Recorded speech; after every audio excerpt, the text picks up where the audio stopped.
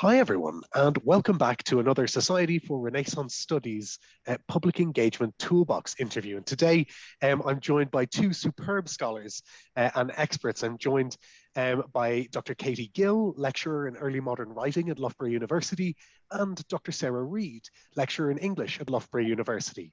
And today we're going to be talking in particular about the fantastic collaborations that Sara and Catie have been working on with the National Civil War Centre in Newark, which has also been at the heart of an impact case study for the REF. So I'm really excited to talk through this, and I've spent some fun time kind of going through all of the materials you've created and kind of learning a little bit about the project. But I wondered, before we get into the details, Catie, could we start by talking about that word, impact, because it's helpful to have a definition to work from. I absolutely agree, and it is quite slippery. So I'm just going to read this to you. Impact is an effect on, change or benefit to the economy, society, culture, public policy or services, health, the environment or quality of life beyond academia. The bit that is kind of hardest for academics when they first deal with it is that whole thing about going beyond academia. And that's what absolutely has to be kind of kept in mind with impact, I think. That's really helpful. And it's something kind of different or more than kind of engagement as we talk about it much more broadly. So really helpful to have those specifics there. So maybe we can dive into it and talk a little bit about your work with the National Civil War Centre in Newark. And maybe Sara, we might start with you. I wanted to talk about a few of the different things that you've been working on, but maybe we could start by talking about the exhibition, The World Turned Upside Down, and how that came about and what your roles have been in the kind of creation and curation of that exhibit.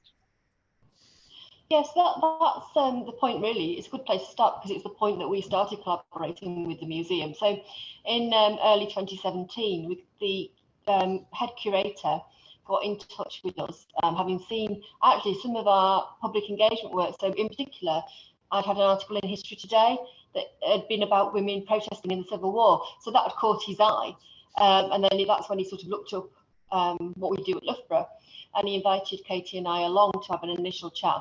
The exhibition was already in the plan, as in they knew they wanted to have an exhibition, but what it would consist of was the point at which they gathered together an academic panel from various universities, not just us.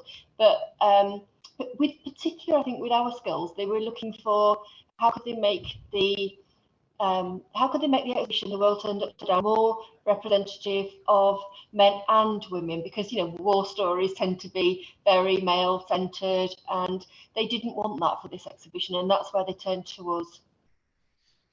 That's fantastic, and that role of an academic advisor is a really interesting one. What does that entail? Well, what Catie and I found when we started doing it was actually you draw more on your general knowledge of the period than in anything, in the tiny bit of expertise you've got in one area. And so you're sitting around a table with a curator, various museum staff and other specialists, and you're all pooling your knowledge into what would make the exhibition work, what sorts of things they might find for good exhibits on the theme. And so it's a really interesting, stimulating and creative conversation you're able to have in that space. That's fantastic. Catie, can you take us a bit more into those conversations and the kind of academic advisory role? So what kind of things did you find yourself coming up against and discussing? Sure. I mean, I think I can remember very clearly just how much it kind of stretches you. Some of it, as Sara was saying, really is creative. You're kind of thinking about the lighting in the room and what would really bring this to life, and as early modernists, we don't want everything constantly in the dark. So there might be a kind of almost sense of in which you're kind of bringing a bit of your knowledge or what you think should happen to our subject. But in particular, the museum curator had found a Scold's Bridle. And this is an object you can see up and down the country in various museums, but nevertheless, it's one that needs to be presented quite sensitively there are different ways to interpret an object like that. You can simply go for the gorish kind of Tower of London type of thing.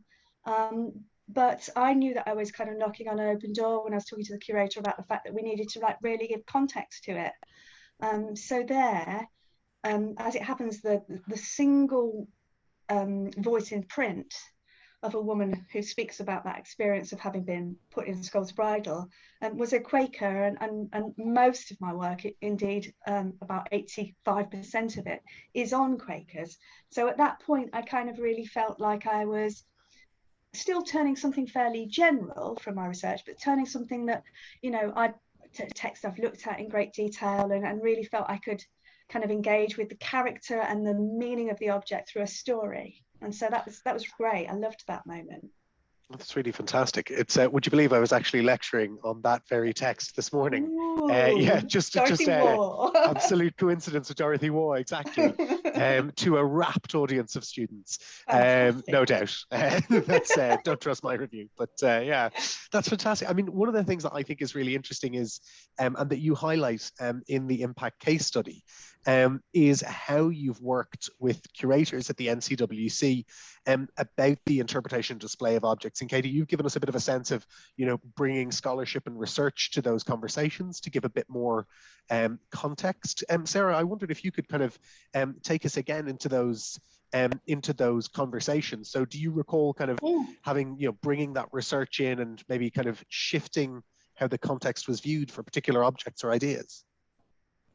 Yeah, the one that I had some impact in is in the permanent exhibition. So the World Turned Upside Down is a temporary one, but it's 4 years, so you know it's fairly permanent. But they also have a hall that's got static display in, and there's an item in the corner there, an actual 17th century birthing chair, and it was sort of in the corner with a cot, a cradle, wooden cradle, and a little explanatory note. And as the relationship developed, and we sort of got to know each other, comfortable with each other from between us and the museum, we started talking about these objects. Not this is an object that speaks a lot to my research that I write about a lot, and talking to the learning officers there, because it's a small team, everybody sort of does a little bit of everything, but talking to one of the learning and development officers there, they wanted to make more of this object. What they'd found was that it was something that was a little bit embarrassing to talk to school children about sometimes, you know, a school visit, because their main constituency is school children who come on Civil War visits. And so we talked about how we could make it more interesting and less embarrassing. And what they came up with was, what if they had a sensory box with objects in it? And so between us, they and I worked on thinking about what we could put in a box that, you know, would engage all the students' senses, that they could smell items such as herbs, dried herbs, and touch things like linen cloths, and get a real sensory experience of what it might have been like in the birth chamber in the 17th century. So that was a creative response to another sensitive item. That's really fantastic. So it seems to me from kind of talking to both of you that, you know, you were able to have that impact on kind of changing the presentation of objects. And, you know, I suppose, Sara, thinking again about what you're saying there, that links back to what you were saying about bringing women's stories to the fore in a collection which, you know, can sometimes be used to privilege the male perspective. Is that right? Do you feel like through those conversations you were able to kind of help, you know, shift perspectives and kind of bring women's voices more to the fore in the collections and how they're presented? Yeah, that was our aim, but it's also what we naturally lent towards anyway, because it's, you know, it's what we know the most about. But, you know, to be fair to the museum, that was the proposition that they came to us with. They identified it as something that they wanted to improve. And so, you know, it was really good to be able to work on something that actually meant something to them in terms of their strategy and their strategic aims. I think that's really great. I mean, one of the themes that comes through in a lot of these public engagement toolbox conversations is the importance of the two-way nature of these kind of engagements and interactions, that it's not a case of, you know, academics coming in and telling curators what to do. It's in the sense that curators will often come to us and say, you know, we've got this issue that we want to deal with. Can you bring in your research background and engage us in conversation around it. So I think that's really, really important to raise. And I think that's really exciting aspect too. Another kind of plank of what you've done with the NCWC has been to work on public events and to bring in new audiences and to engage audiences with maybe new kinds of materials or new kinds of events. And I wondered, Catie, do you want to give us a bit of a sense of how that's worked and what kind of work has gone into that kind of engagement? Okay, so how that's worked, we picked up on the information about the birthing chair that Sara's just talked to you about, and we really thought that we could do some new things around that. Partly this is because a lot of events, as you know, if they're going to work towards the public, they need a kind of mixed constituency. So it's really good if you've got can kind of connect to established groups. And for Sara, it was, oh gosh, what are they called? The radical midwifery group. Remind me, Sara. Radical midwives, yeah. Institute of Radical Midwives. So we knew that we'd got a group there. We knew also, I think this was really crucial, that the Civil War Centre had never done a creative event around an object. I mean, in actual fact, they've never had a creative writing event. They've only been open since 2014, and we both started working with them in 2017. So what was really exciting about that was like genuinely realizing something that we brought, because we're literary historians, we teach a bit of both, and we've got that confidence in the creative arena, but we've also got those links in that historical arena, and so putting together an event that potentially was going to bring in different people was really exciting to the Civil War Centre. We did that, and what we thought we would claim of that was that we'd brought in people from far afield, right across the country. It was only as we developed our relationship with the Civil War further that we realised that they actually, in terms of their bread and butter, really wanted locals in, and they wanted repeat visits from locals. And if we get the time today, that's what we're focusing on now, really, with them. That's fantastic. I mean, Sara, do you want to tell us a bit about the creative engagement? So you worked with a writers group from Newark, is that right? Yeah, so at our event, we got lots of people, as Catie said, we got people who travelled long distance to come to our creative writing workshop, which was a surprise to us. We thought it would be locals. But one of the things about the object, the birthing chair, which, you know, for people who don't know, it's essentially like an armchair with a horseshoe cut out of it that women sat on to give birth, and the midwife would crouch in front, ready to catch. And it's such an evocative item because it's something that generations of women have used. And so we framed our creative writing event about what stories it could tell. And so you'd put yourself in mind of all the people who've sat in that chair over the years. And so we led a creative, one of our colleagues, Barbara Cook, who's a lecturer in creative writing, came and led it for us. And she guided the audience through various stages where they could imagine the chair from all sorts of different perspectives.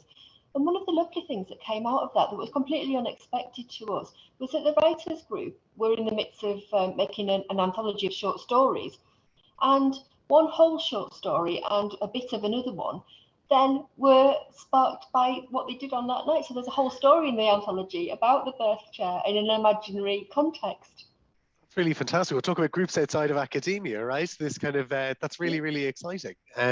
That's brilliant. I mean, this does seem like an ideal point. I'm skipping ahead in my own script here, but this does seem like an ideal point, Sara, to talk about your own work, because you know, as well as being a prolific scholar, you're also the author of a recent novel called The Gossip's Choice, and that draws on your own research. And I wondered if you could tell us a little bit about that link between your research and a more creative piece of work like that. Yeah, I mean, I've been researching women's reproductive health since about 2005, and I've often felt that there's stories there to be told in the things I'm reading, and the sort of journals and diaries and letters and the medical books. And it occurred to me more and more that I wanted freedom, that writing creatively gives you to tell these stories. And I also think it's a way of bringing that era and busting some of the myths about childbirth in the era in a really positive way. And so it was, I've worked on the case notes of a midwife called Sara Stone, who was from Bristol, or the Bristol area, and she published her case notes in 1737. And I was sort of thinking more and more about how they would make the basis of a really good novel. So it's not a biofiction about Sara Stone by any means, but I do take and borrow quite a lot of her cases and fictionalize them. Her cases would be, her case notes, published case notes, would only be sometimes about 200 words long. So, you know, they wouldn't be enough for a story. So, you know, you've got that freedom, therefore, to imagine a whole scenario. So you take the bare bones of her story and bring it to life creatively. And for that, I mean, I needed the years of research in the early modern birthing chamber and women's reproductive health to tell the story authentically. But yeah, it was a completely organic process, and it was just such fun. I love that. I hadn't realized that it drew kind of so closely on, as you say, kind of fictionalizing, but coming from a particular body of sources. That's really, really fantastic. I'm glad we got to have a bit of a chat about that. Good to rewind slightly and talk a bit about public events. Catie, I know that you're planning an event with the Being Human Festival. So again, big, wider audience and the chance to kind of impact outside of academia. Can you tell us a bit about, I guess, the mechanics of that, how you go into organising and pitching something like that, and what you hope to get out from it, I suppose? Well, one of the things that we've not perhaps stressed enough is the importance of building up trust between yourself and your partner. That is only something that can happen with time, and only something that can happen, I guess, with the right kind of will on both sides. We've always loved working with the Civil War Centre and found them a great bunch of people. This current project was pitched like jointly from Sara and I writing the bid alongside, well, she's called Sara, the learning officer, from the Civil War Centre as well. And I think what changed there between what we're doing now, and this is on the theme of renewal, so this is the early modern as a good source of information for what we're concerned about with sustainability and, you know, green agenda and so on. But what happened there is, because we actually started with our partner at every stage of the way, I really feel like Sara was able to, or the other Sara, sorry, it does get a bit like that when we're having these conversations. The other Sara from Civil War Centre was able to say, yes, our locals will like this. Yes, we've run events a bit like that before, and I know they'll be excited about that, and I'll be able to approach this group.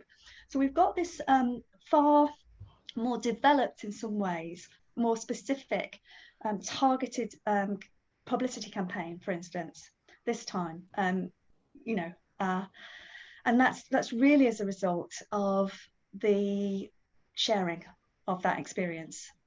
We know that some of what we've done has really helped the Civil War Centre, so that, for instance, they were putting in their own bid for a poet. So we did the first creative writing exercises with them, and then they put in a bid for a poet. The poet is now working with them, and that poet, who's called Ione Smallhorn, is going to do part of the session with us for Being Human. And that's when you really begin to realise what your work has been leading up to, when those things start to happen, and they start to happen like really naturally as well. That's really fantastic. And I think hearing about, it's really important, and again, it's something that other interviewees have talked about, is kind of the importance of those sustainable and kind of mutually beneficial relationships as well. I don't know, Sara, if you wanted to add anything on that about kind of building up those relationships and sustaining those relationships with partners. Yeah, I think it is a slow process, because you've both got to get to know each other very, very well and build up that trust. But when you do, it means that, for example, when the opportunity to bid for Being Human came along, you've got those relationships in place, and so the turnaround was quite quick. But we could go to them and say, how do you fancy partnering up for this, you know, for this opportunity? And it could be arranged really quite quickly. We could write a bid collaboratively very quickly. And that's the thing when you're going to start out a project, is really realising how long it takes before you get into that position. My light's just gone out. It's one of those ones on a sensor. I have to wave my arms about and it'll come back on in a second. To just gesticulate wildly is what I tend to do, and it will eventually come back. Oh, that's fantastic. Well, I'll give you a second to fix the lighting situation, Sarah.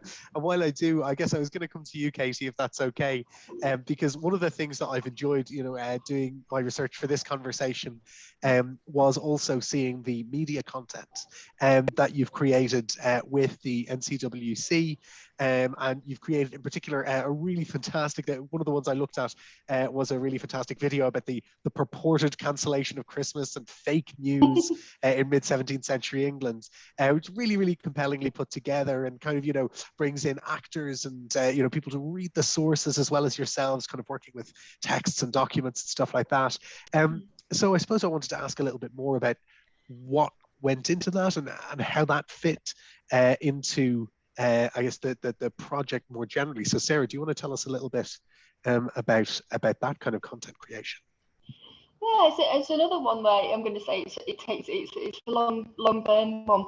So in 2017, the PR at the university had a Christmas campaign where they did health advice. So it was 30 days of Christmas, and I was approached to do something early modern, and that's when I looked up in the recipe book and I found a surfeit water, so a water if you were a bit hungover or eaten too much over Christmas, and I sent them the recipe thinking it would just be a blog, and they said, wow, we need to film this. And that's where it began. So we ended up in the coldest place I've ever been, an old rectory with no heating, in December, and we made up a couple of batches of this surfeit water, and the film was really well received, and it got an awful lot of press interest. It ended up being the blog of it got syndicated to, I think, 40 publications over Christmas. So it did well. So the next year, I don't remember what the university theme was, but we made authentic 17th century mince pies at another heritage site, this time at the 1620s house, Donington-le-Heath Manor House. We went there and we filmed with Jennifer Evans from Hertfordshire. We filmed making some mince pies, some authentic mince pies. And so for the latest time, we were thinking about, we'd been working quite a lot, I think, that year with the National Civil War Centre, so it seemed like a really good opportunity to collaborate on something. And one of their temporary exhibitions, so these are designed to rotate on a 6-month basis, was their fake news gallery, and it's absolutely stunning the way you can see it in the film, the way that they've got this column of fake news flying up like a little mini tornado in the middle of the gallery.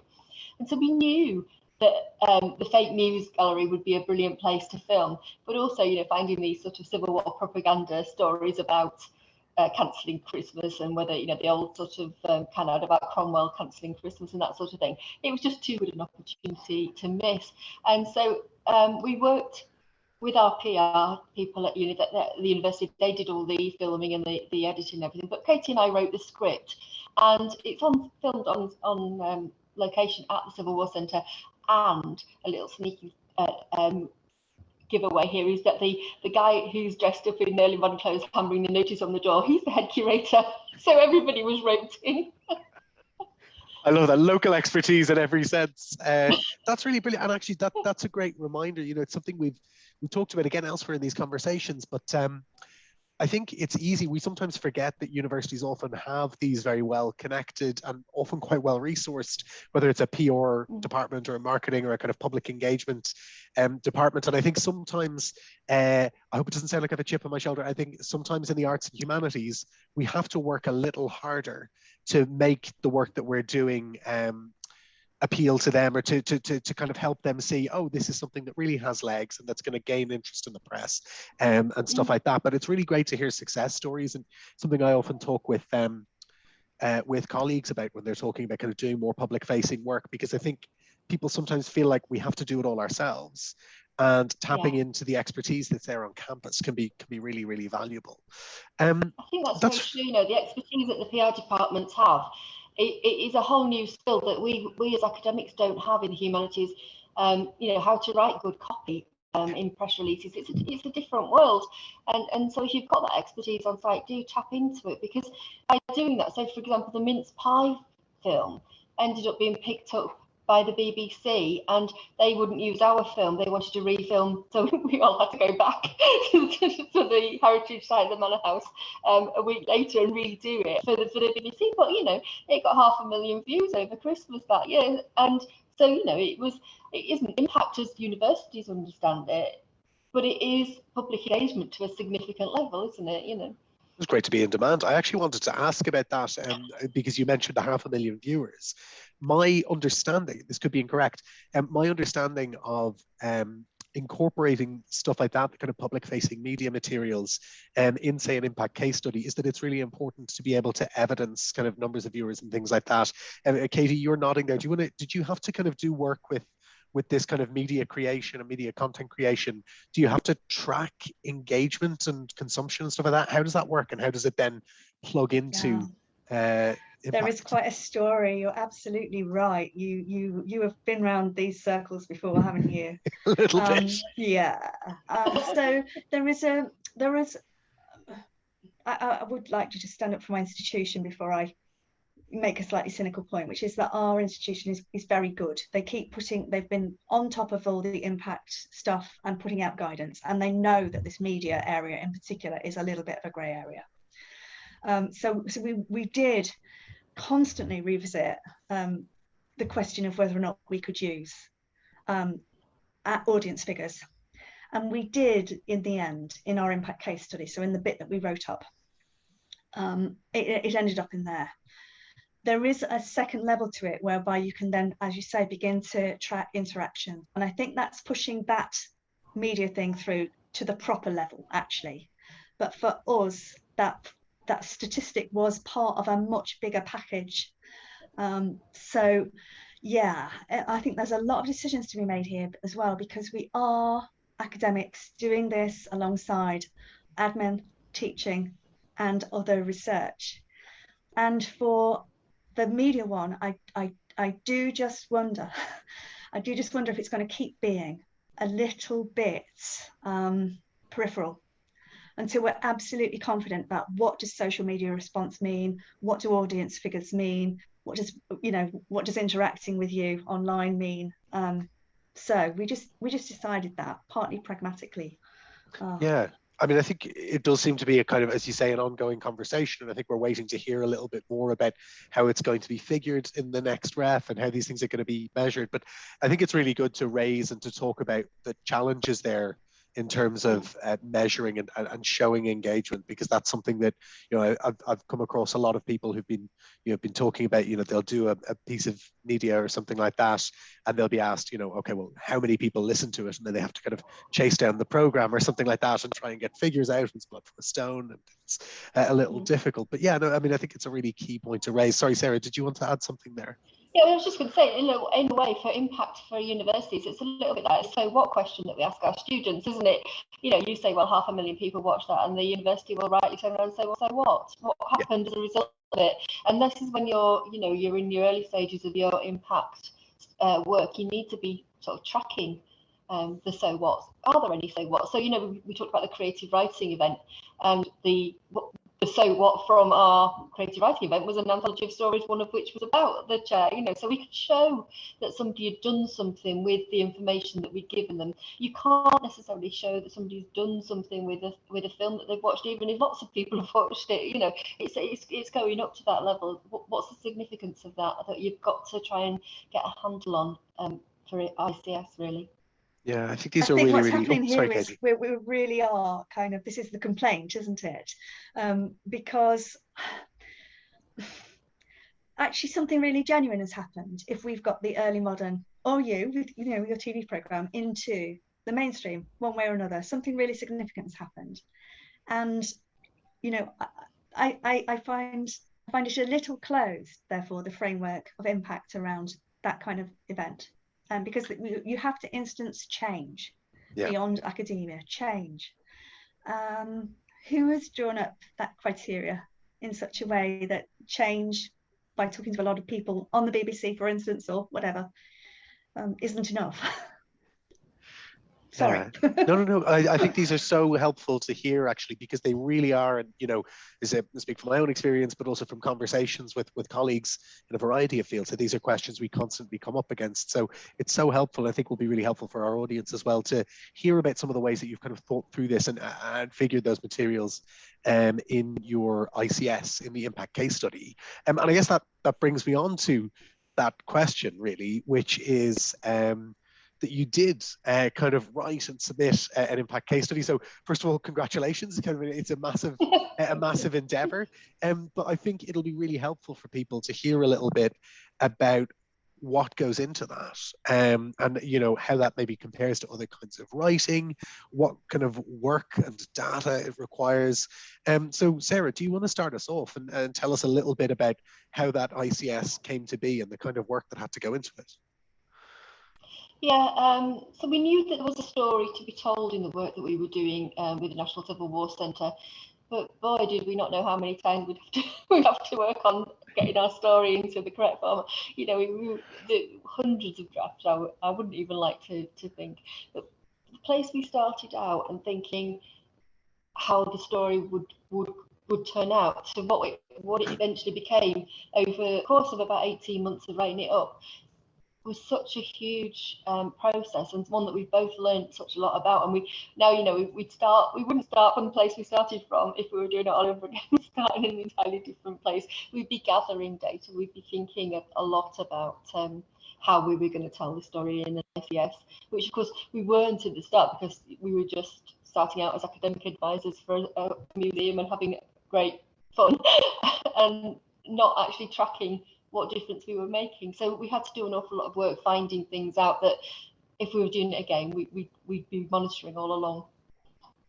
That's really key to hear about that importance of monitoring. That's really, really helpful as well. I mean, Catie, what would your kind of immediate reflections be on the work that went into it? How do you go from, as you say, realizing, oh, we've had a real impact here, now we need to go back and turn that into an impact case study?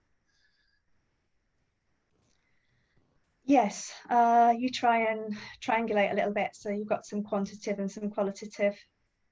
We were constantly reassured by the people who were working with us, who were brilliant, that testimonials and qualitative information is of weight, of value, especially in the humanities.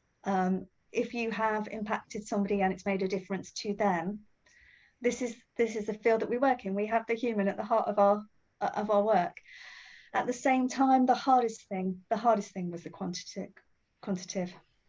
It really was. So I think if we were planning again, that was what we'd looked for too.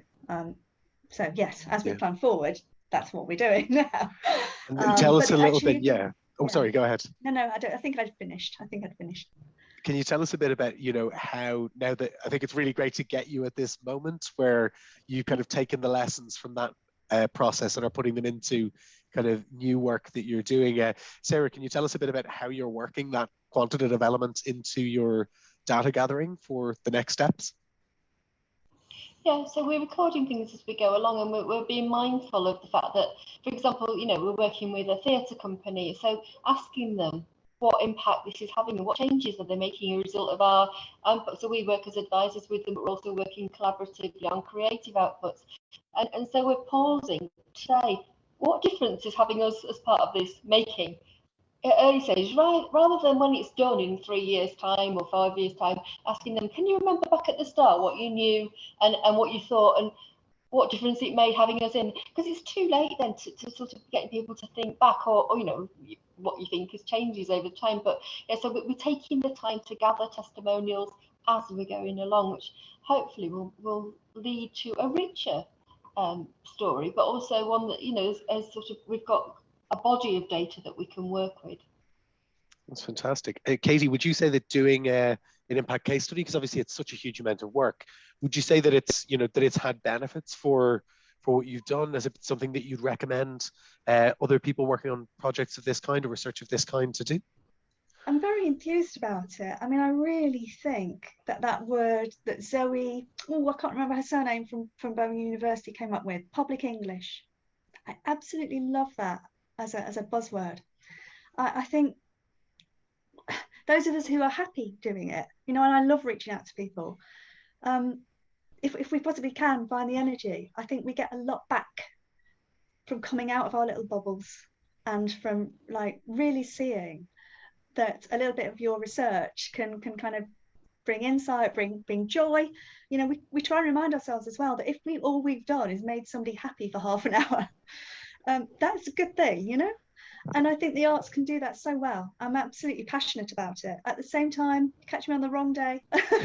It's a lot of work. It does seem like an immense quantity of kind of labor and hours just goes into this. I suppose, would it be unfair to ask for any top tips that you'd have for people who are considering, you know, the next ref, while probably a while away, is kind of motoring towards us in the distance, kind of gradually taking shape?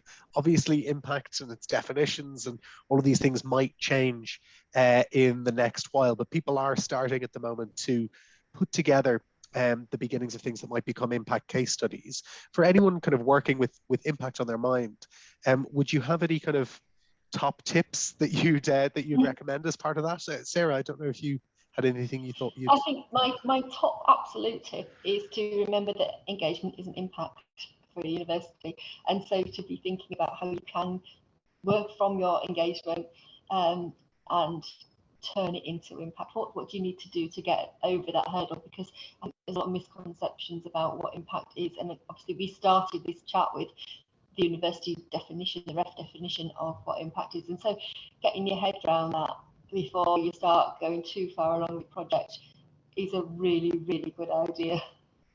Yeah, impact is not engagement is absolutely, and vice versa, is such a crucial kind of maxim to bear in mind. Catie, any top tips from your side?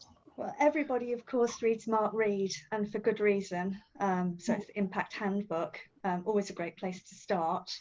And I think actually, if you want to be really, really strategic about it, just look at the ref guidelines. I looked at the matrix so many times, but be guided by the matrix for what you're doing for your impact case study. But as I've just been trying to illustrate, I don't think you will absolutely hit it if you try and stick to being absolutely strategic. I think you need to be spontaneous too and respond to what the event needs. There's so much give and take in working with a non-academic partner.